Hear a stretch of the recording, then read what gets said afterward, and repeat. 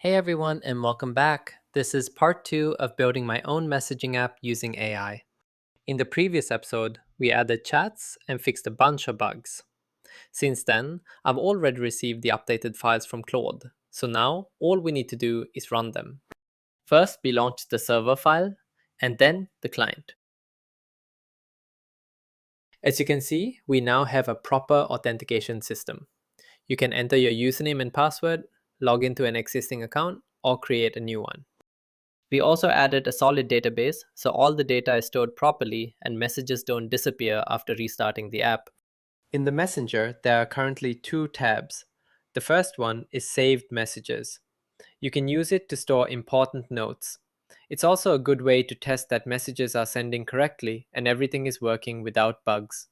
The second tab is User Search. Here you can find other users and start chatting with them. Now I'm going to close the app and check if logging into an existing account still works.